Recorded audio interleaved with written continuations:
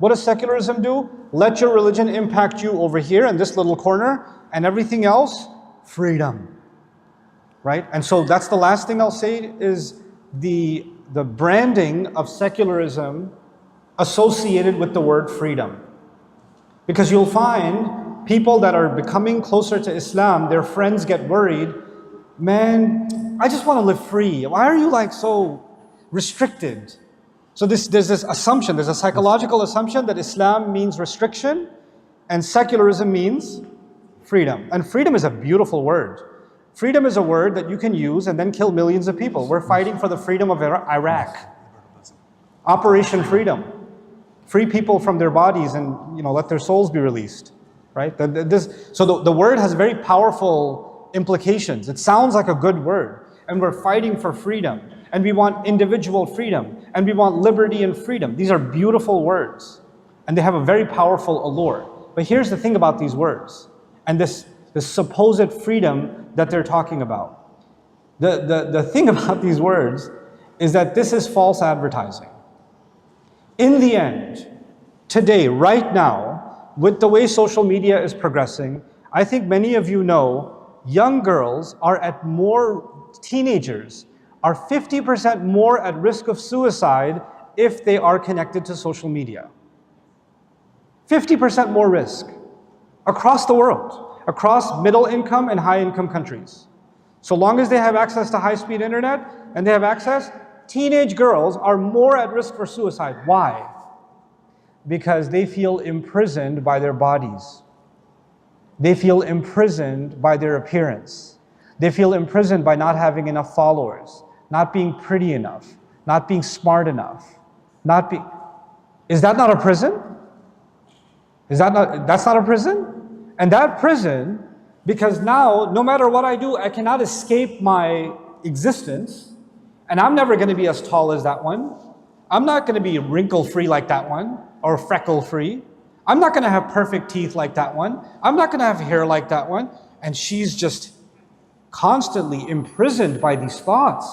This poor child, constantly imprisoned by these thoughts. What does the Quran come and offer?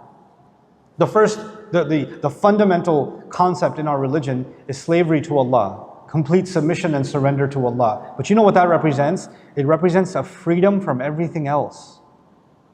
It actually represents freedom. Because now that I've surrendered to the ultimate, because in the end I will surrender to something. Might as well be the one who deserves it. Because Instagram doesn't deserve surrender. The fashion industry does not deserve surrender.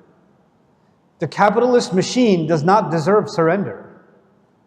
You understand?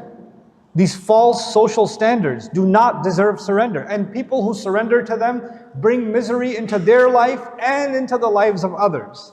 And then the genius of these machineries is they say, do this and you will feel free. Right? And I've met, especially for the young women here, I'll tell you something. Not too long ago, last year, I was in Indonesia and there was a group of influencers that wanted to have a chat with me. And Indonesia, mashallah, one of the most, if not the most populated Muslim country on earth, right? These influencers, the average social media following was 40 million, right? So I'm not even known compared to these, these are 100 million, 200 million, 40 million. 40 million is the miskin over there, right? So this young lady comes to me, she's an actress. She's done TV commercials, she's done a TV show, she's an actress, and she started wearing hijab, and she's done a lot of things. She's very, very, very famous. And girls follow her in the millions and millions, and they want to be like her, they want to dress like her, they want to, and companies are after her to endorse their shampoo or their this or that or the other. That's her life.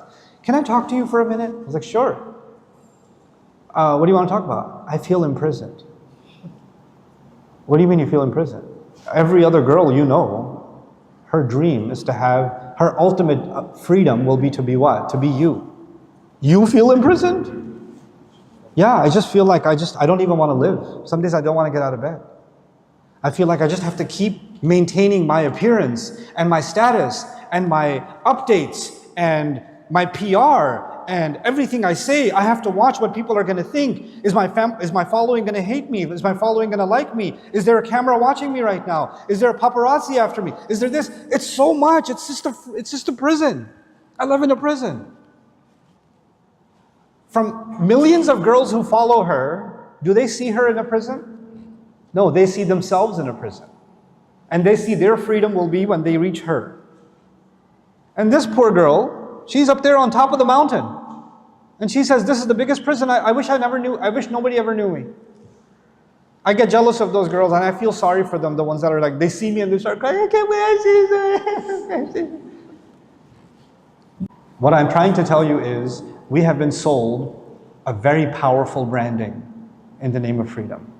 And really the conversation needs to be, what does that freedom actually look like for you? What is that freedom? What did you actually free yourself from? What did you free yourself from? Because once you free yourself from the slavery of creation, and you dedicate yourself to slavery to Allah, it is the biggest form of liberation the earth has ever experienced. Yeah. No one is more free than the slave of Allah. No one. No one. They took our value, true freedom, and they made it associated with their brand, secularism. We need to reclaim it. We need to reclaim true freedom. Thank you very much. Very powerful words.